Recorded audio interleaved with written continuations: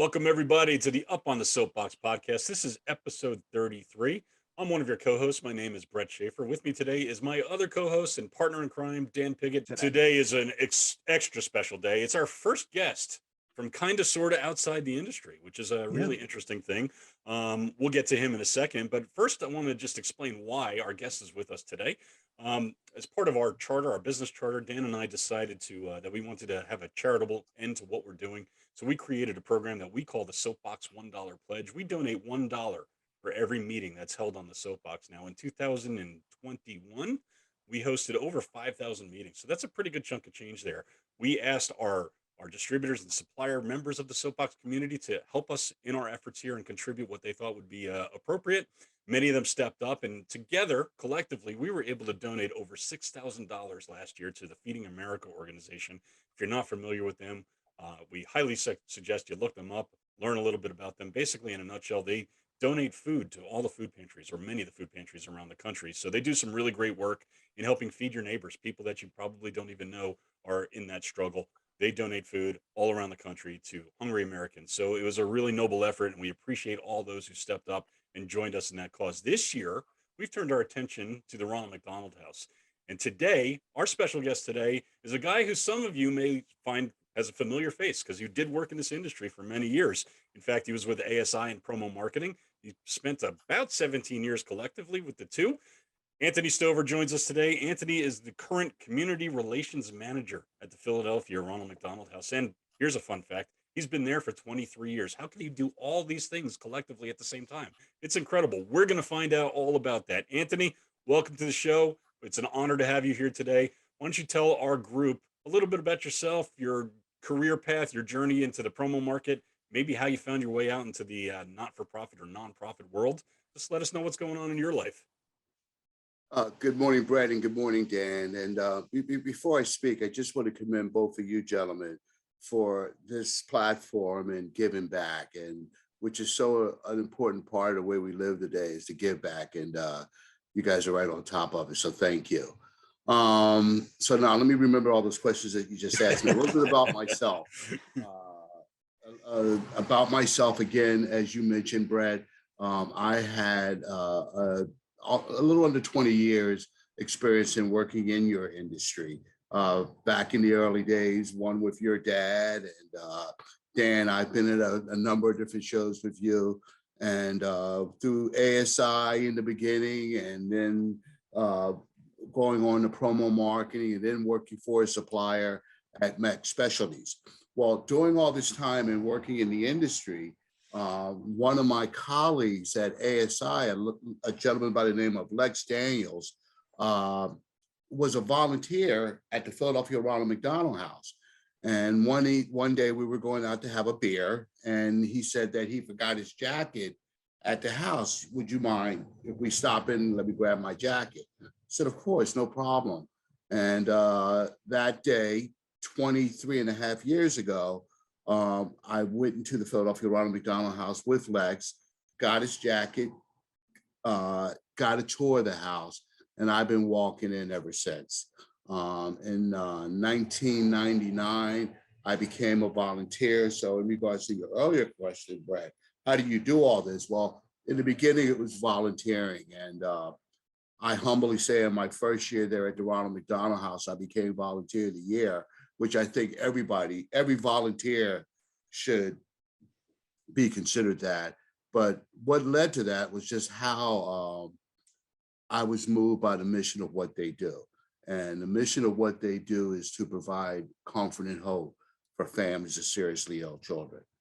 And what happens there is that, well, I'll tell you a little bit about how they got started. And then, in regards to where I live in Philadelphia, Philadelphia is a mecca for pediatric care. We've got the Children's Hospital of Philadelphia, which is the best in the world. We've got the Shriners Orthopedic Hospital, where you don't pay a penny to go there. They get little boys to throw footballs again and little girls to be ballerinas again, or vice versa. We've got St. Christopher's Hospital for Children, and we have Wells Eye. So what I'm leading to is that when the world is dealing with a seriously ill child, Philadelphia is probably where they're going to end up. And when they end up in Philadelphia, they need a place to stay, and that's where the Ronald McDonald House comes in. The way the Ronald McDonald House came about 48 years ago, the Philadelphia Eagles had a linebacker named Fred Hill, and he had a daughter. She was 3 years old. Her name was Kim, and she had leukemia. And you gentlemen might remember the Eagles did a program called Fly for Leukemia. And at that time, there was a doctor over Children's Hospital. Her name was Dr. Audrey Evans. And in 1974, she was the chief oncologist over at Children's Hospital. And Dr. Evans knew that when you had a sick child, you had a sick family. And to add value to that child, you wanted them to be close to their family. And she, long story short, she got in touch with the Eagles. Jimmy Murray, who was the general manager then, he hired Dick Vermeil. They got together and he introduced himself. He says, I'm Jimmy Murray, the general manager of the Eagles. He said, who? She said, who are they? He said, we're a bad football team. We're on TV every Sunday. She says, I don't have a TV. He says, well, I have money. She says, come on in. And, they started talking, and she said, what I could use is like a YMCA. And Jimmy Murray said, no, this is Philadelphia. We're the city of brotherly love. What you need is a house. And McDonald's at the time was advertising for the Eagles, and they wanted to get involved. And they said, well, what we like to do is we'll buy you a house. And the only thing that we ask is that you call it the Ronald McDonald House. And Dr. Evans said, well, if you're going to buy me a house, you can call it whatever you want to call it. And in 1974, the first house opened up here in Philadelphia. And if we fast forward today, gentlemen, there are now 371 houses all across the world. Now, what we do not do medical. Medical is done to the medical professions. We do have social workers on staff that deal with the families during this time that none of us should have to experience. But we provide a shelter for the families where they have their own private room. We provide meals, breakfast, lunch, and dinner. And one thing that we take pride in is that when you have a seriously ill child, all the family's attention goes towards that child. So siblings are kind of, not thought about, but they are thought about, but they're not thought about. And when you have a 6-year-old, a 13-year-old, a 14-year-old that has to take a back seat and being a child because of seriously ill child. So we address that. So when the family stays at the house, we have everything. We first of all, we open everything up to that's going on in the city. Our museums, our zoos, our sporting teams, concerts, we get them out there. In the house, we have PlayStation, Xboxes, we have a movie theater.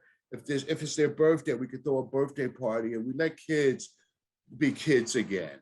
In regards to the parents, again, our goal is to take every worry off of their minds except for that seriously ill child. That's the only thing they have to worry about. Because when you're dealing with cancer or a seriously ill disease, things happen to a family. One, you can't go to work. And if you can't go to work, you're probably not going to get paid. And then just things start building up. So we have funds set aside to whereas we can help a family that needs it to pay a mortgage, to get an airline ticket, whatever that financial burden may be. But on the other side, we have families that could stay in our Ritz-Carlton or our Four Seasons Hotel every night of the week, no problems at all. However, being in the therapeutic community where people are dealing with the same thing, that's where they want to be. Another thing that we do a camp every year where we take 250 kids that are still active in their cancer up to the Poconos for a week of camp. And these kids during the week, they're not worried about being teased because of their loss of hair or deformity from the cancer or whatever, they're not worried about being poked and in the hospital for a week. It's a week of camp where we're roasting s'mores, doing polar bear swim, zip lining, whatever they're capable of doing. Some are not capable of doing everything. And we we push them to let them experience what they can experience. And we take the doctors, the nurses, the psychotherapists, the social workers, the pharmacists from Children's Hospital. And it's like, if you gentlemen would remember MASH, it's like a MASH unit. When they're coming to get their chemo, we're dressed up in costumes, we're high-fiving.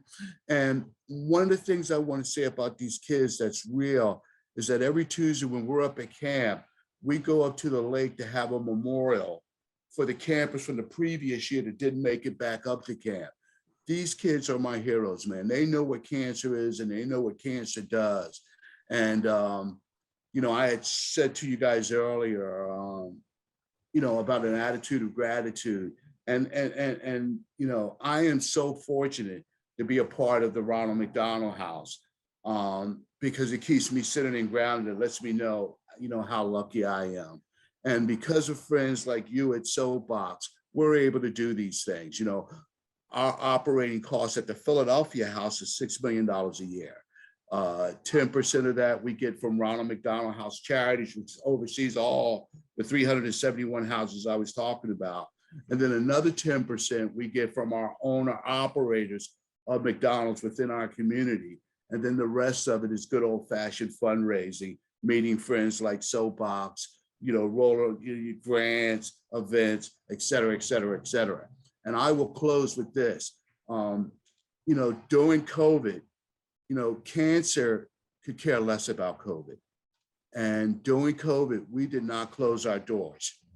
Our doors stayed out. We had to re-engineer. We lost just about 95% of our volunteers.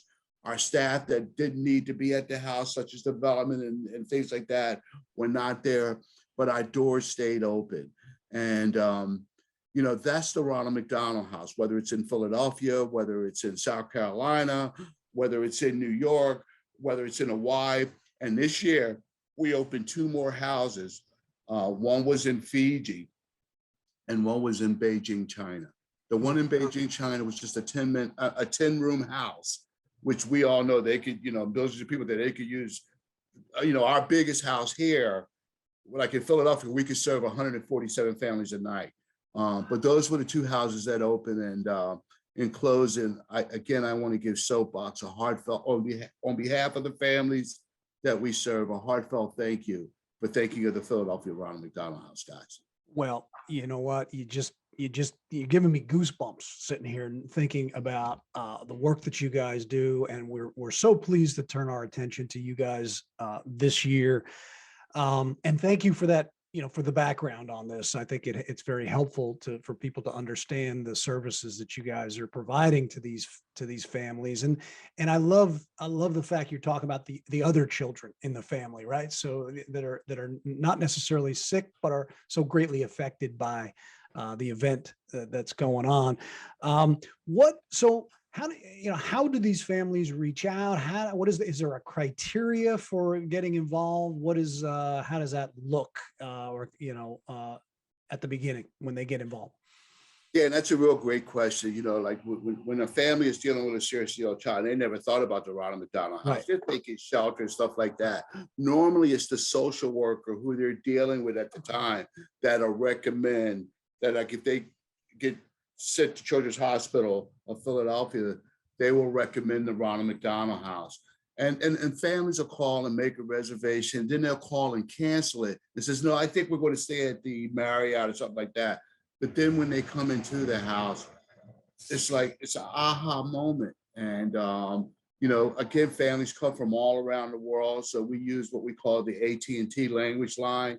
So if a family's coming in from France or from Colombia and they don't speak English, within minutes, we've got an interpreter that's getting them acclimated to the house in this city itself.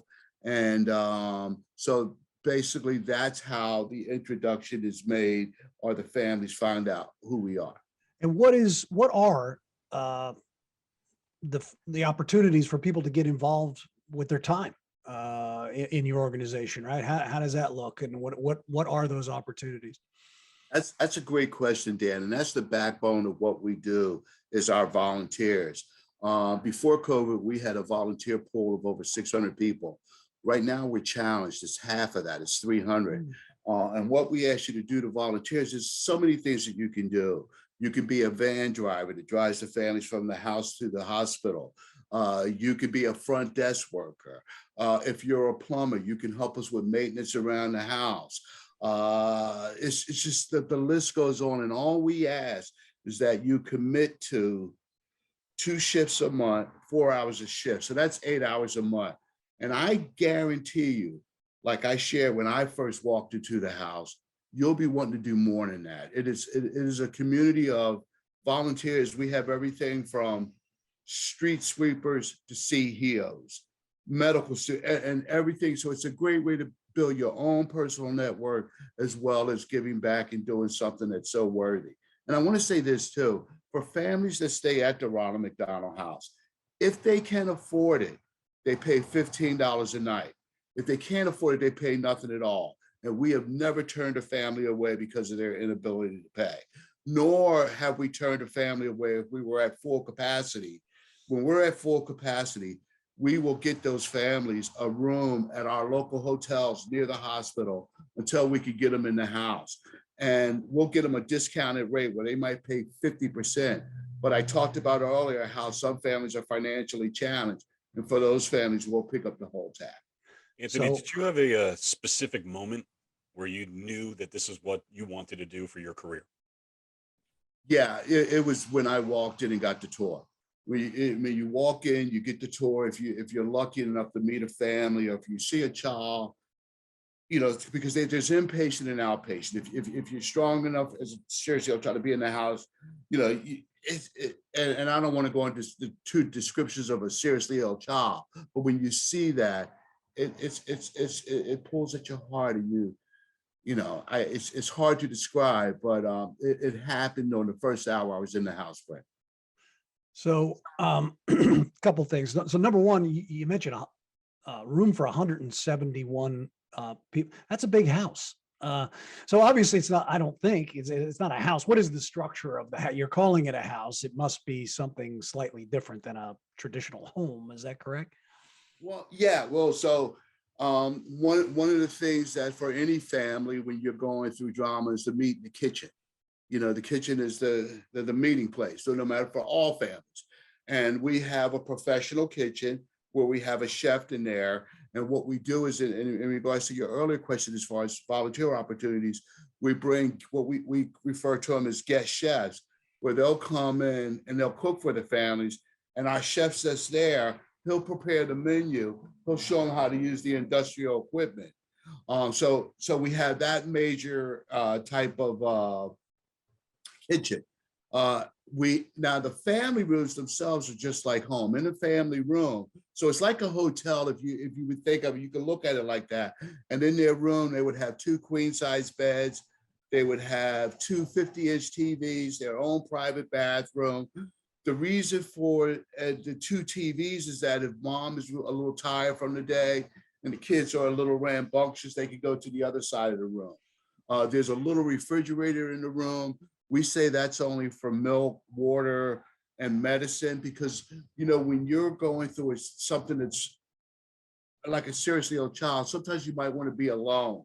And we don't want the families to stay in their rooms. But during COVID, we did allow food in the room and stuff like that because we couldn't use the open kitchen area. And then we have play sections, like I was saying, like some of our sponsors here in Philadelphia, the Eagles, the Flyers, and the Sixers. We've got playrooms. We also, this is very important, we also have a teacher on staff, because some of our stays might be for one night.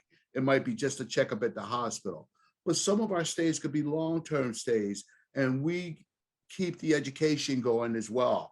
Our longest stay was 2.5 years. It was a family from Poland where they did a separation of conjoining twins, successful separation of conjoining twins. So yeah, and if you see the house, and I hope one day both of you gentlemen will come and allow me to give you a tour. But in regards to our promotional products industry, the Promotional Association of Philadelphia has been to the house and cooked.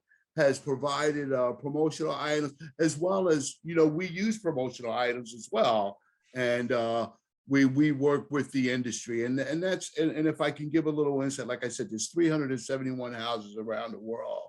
There's enough opportunities for all your distributors to find maybe an opportunity within the Ronald McDonald House. Rambunctious. I happen to love that word. You're describing the other children as being so. If you could, Anthony, I'd love you to share a story. And obviously, we don't need the names of the families or anything like that, or anything too personal, but there has to be hundreds, if not thousands, of stories as you meet people, as you work with these families. Any of them rise above, or that you could share with us in terms of your own personal experience? Yeah, and this goes back to the resiliency of the families, and how, even though they're at the worst time in their lives, they're always looking at, what can we do? Can we wipe off the kitchen table? Can we go out and cut the grass? They're always looking at what they can do. But I remember 8 years ago, it was Thanksgiving, and we celebrate all holidays. Whatever the holiday is, we're celebrating it. If you don't celebrate it, we'll celebrate that. But it was Thanksgiving, and we always bring a caterer in, and it's the fine china and all like that. And I was standing in line for dinner. I was working that day, and I was standing in line for dinner, and there was a family behind me. And we went through the dinner line. I sat with them to have dinner, and I found out that they had lost their child that day to cancer. And their desire to just help was just so overwhelming, while they were experiencing what I deemed as the worst thing ever. They was just still so giving and kind, and just wanted to give back for what was so freely given to them. And that story stays with me. Like you said, Dan, there's 100 of them, but that one really sticks with me. Well, I don't know that there's a better place to end it than that. So, Anthony, we really appreciate you spending some time with us, educating us on what the Ronald McDonald House does around the world. Yeah. Dan. And I'm just going to say, I'm in the Philly area, so I'm about to reach out to you again, and I want to come down and see the place. I want to take that tour you're talking about. Take my wife and my kids down there too. Yeah, Dan, whenever you're ready, let me know. All Okay. you've Is done it by is Chop? Is it over by Chop? Where is it? Yeah, it's right on 39th and Chestnut. So we're a block away from Penn, 4 blocks away, 1 block up from Chop. well, you've certainly solidified the fact that we've chosen the right charitable organization to support this year, and if we can mobilize our Soapbox community and beyond, we're going to try to do that for you. So we appreciate your time today. Great catching up, old friend. Great to see you, and continue doing what you're doing. The world thanks you. The world thanks Ronald McDonald House. Hey, gentlemen, don't forget your mothers, your wives on Mother's Day.